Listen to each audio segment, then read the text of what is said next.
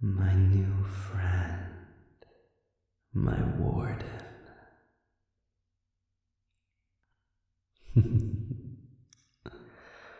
I know you aren't actually a warden. A counselor might be a more appropriate title,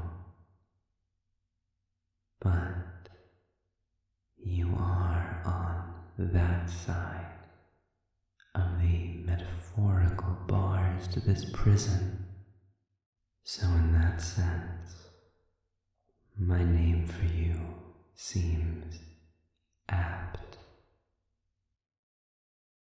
After all, we've yet to see what sort of counsel you can afford me.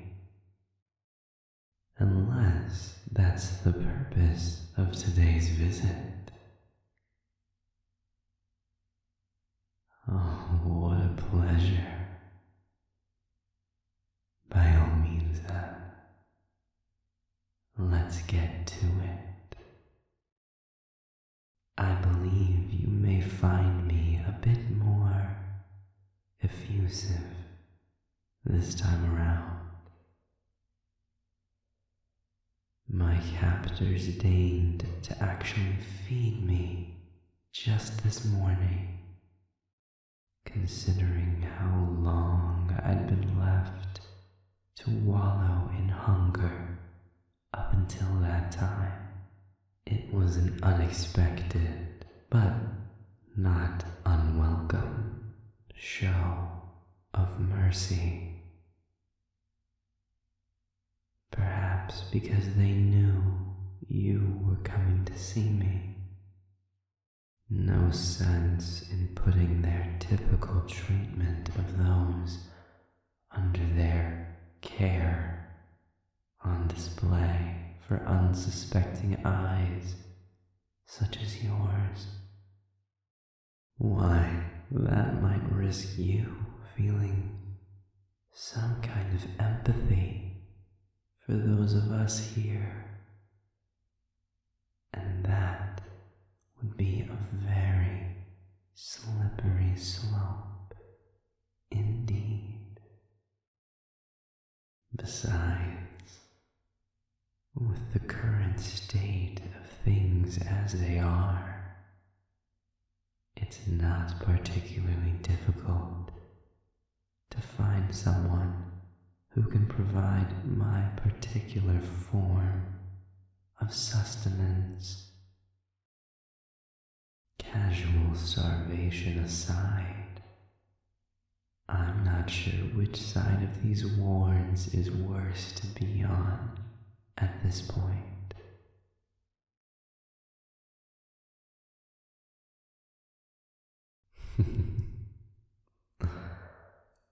I don't have contact with the outside world, my warden. Rest assured, I don't need contact from the outside to know how tense things are getting in empowered society. It was a powder keg long before I ended up here, and there was no sign of it getting better any time soon. If anything, the flames were being stoked even hotter.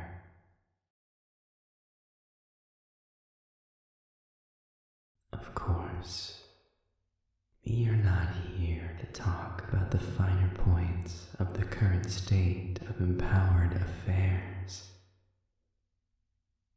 So, what are you here to talk about?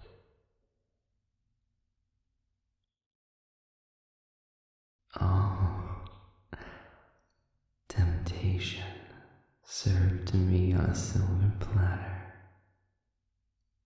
Not here to talk, just here to listen.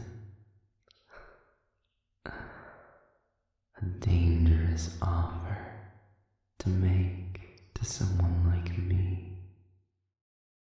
I do derive a from the sound of my own voice. After all, when the world's decided your kind is lower than scum and delights in telling you just that, you have to find other avenues for validation. And if they have to come from oneself, so be it. So, you want me to talk. Any preferred subject?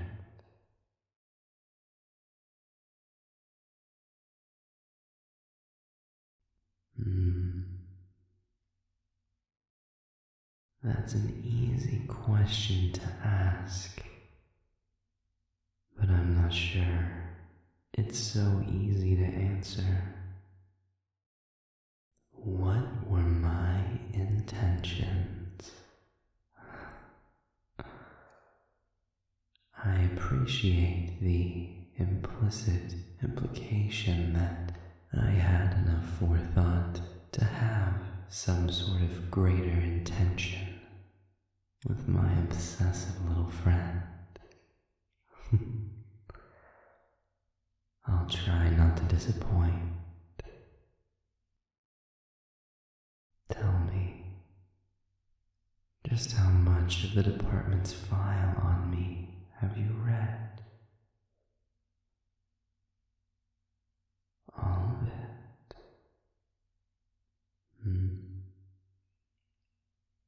I suppose the better question would be, how in depth does that file go on the circumstances that leave me standing before you now?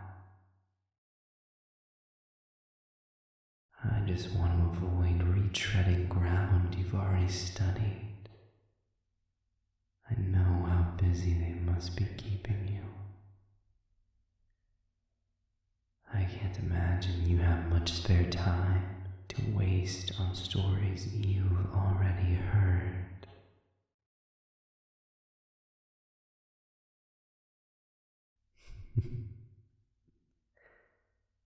As you wish. Well, Ivan was a decidedly human.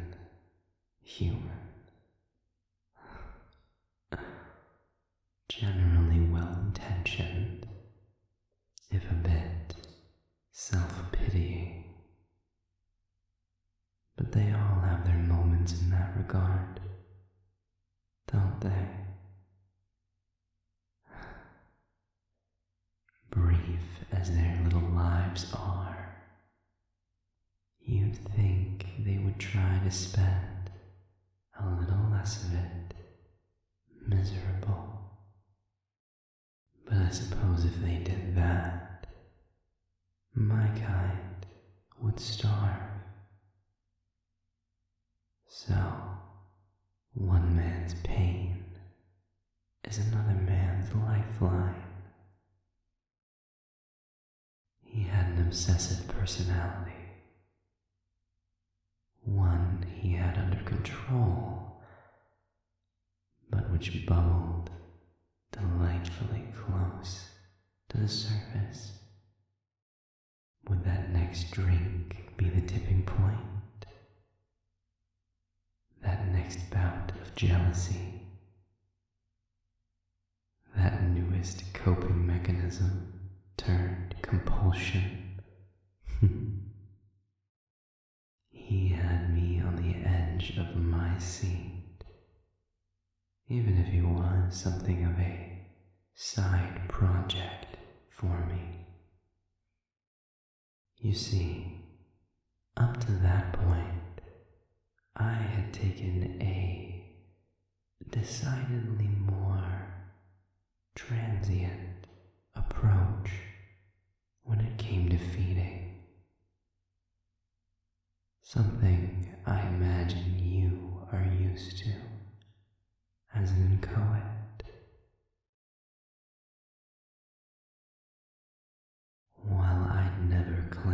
understand the hunger your kind faces. I believe we share a common opinion of us, even if it stems from different reasons. Two divergent paths that find us both at the same endpoint: humanity's distrust.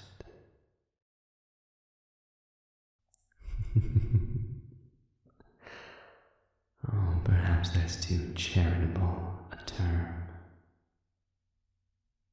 Fear, revulsion, disgust. Are those better fits? In the eyes of humanity, my kind fosters and feeds on the darkest, vilest things inside their souls. The shadowed, rotting husks they try to kick under the rug. My very existence is a constant reminder of the darkness inside them that they so desperately look to deny. And meanwhile, your kind, the inchoates, make them face that darkness head on, just as forcefully, but in a completely different way. Because you are forever hungry, constantly feeding on their emotions. It costs them nothing. They lose nothing in the exchange. But they don't gain anything either.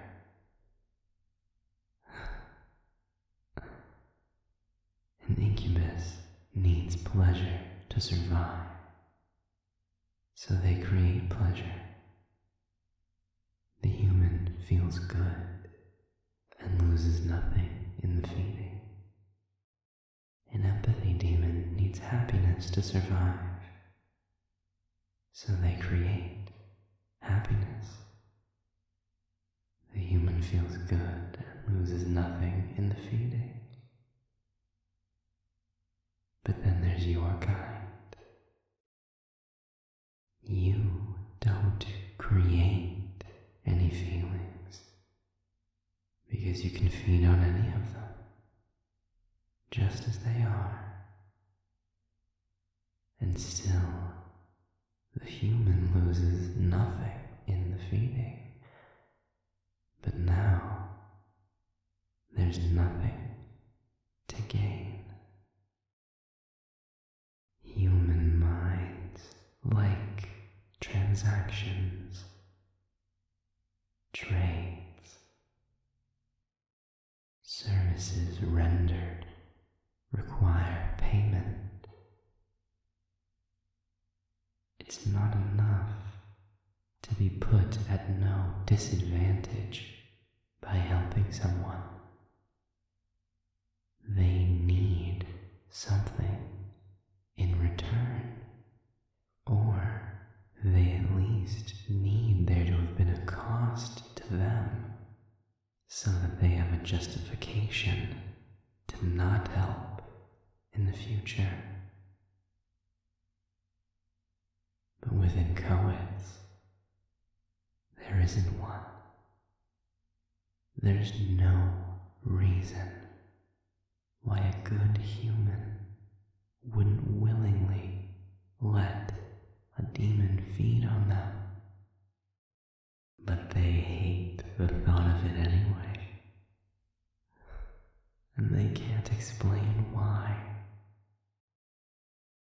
And when they take a good, hard look at themselves and see that their prejudices have no reasoning behind them, that the only explanation for their behavior is an inexplicable selfishness, that hatred turns inward, and there's nothing that a human loathes more than to have a mirror turned on their own darkness.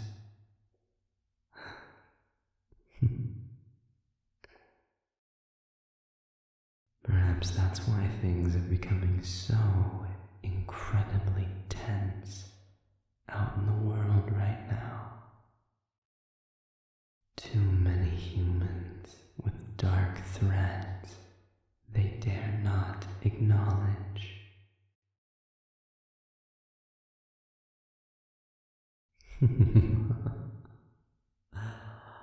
Oh, Warden, darling, I think you know exactly what I mean.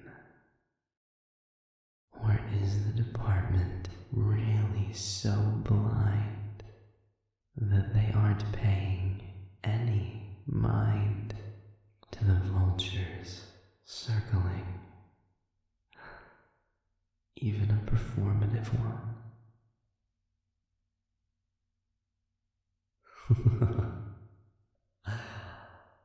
Oh, take your pick. That little hate group, close-knit, isn't so little after all. And meanwhile, the solitaires are rallying for demonic independence at any cost, with dump at the top of their list of obstacles. They might be even worse. Covert breaches are at an all-time high and growing exponentially. All eyes are turning to the department, and no one likes what they see. A bloated corpse washed up on the shore, collapsing under its own weight. There are a dozen swords pointed inward, and it's all this place can do to keep from falling on its own. Not exactly the pillar of strength people want to trust their entire lives to. And it is a question of lives.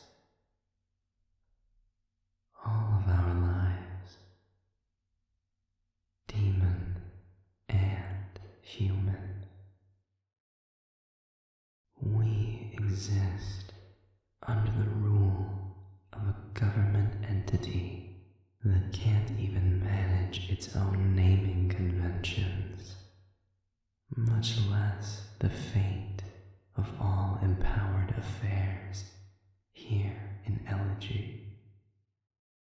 So, how long does one stay in the system, trying to fix it from the inside, while their everyday actions just enable and validate a broken infrastructure?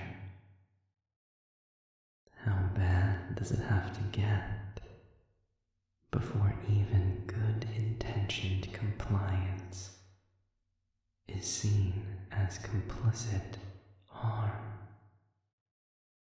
How long do you plan to stay a dutiful cog in the machine, lamenting the product your work helps it create? I think the human phrase would be being their lapdog.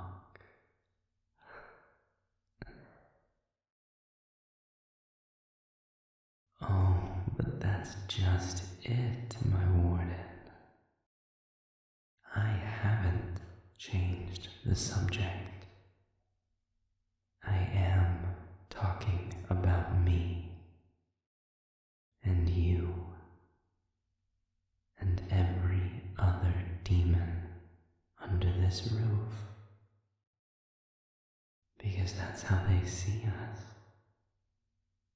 as one amorphous unit, a them and the proverbial us versus them. In the eyes of this department, I'm not Vega. I'm not even a sadism demon. I'm a feeder, one of many. Othering is a delightfully human characteristic. They certainly can't keep themselves from doing it to their own kind. Why on earth would they not turn those same sights to something as truly different as demonkind?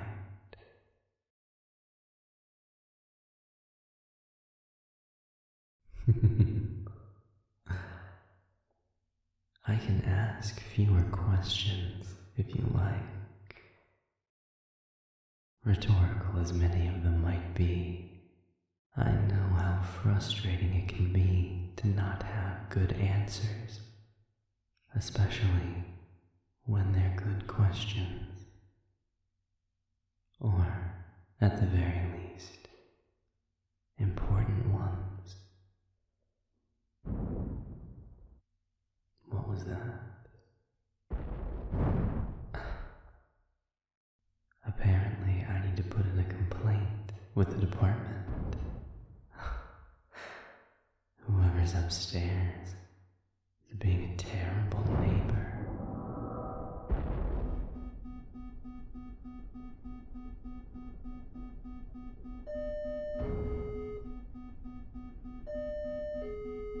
All department personnel, this is a code BRAC. Repeat, code BRAC. All available deltas report to cell blocks 1 through 7 and reinforce all containment words on subject.